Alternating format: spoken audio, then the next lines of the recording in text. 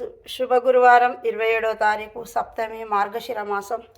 ప్రతి ఒక్కరికి బాబా అనుగ్రహం ఉండాలి అని నేను మనస్ఫూర్తిగా కోరుకుంటూ, శ్రీ బాబా శివనందన మాధవకే కమలాసన శ్రీ దత్తా జ్ఞానేశ్వరి ఓ నీ చరణాలే చరణంటిమి, ఓ నీ చరణాలే చరణంటిమి.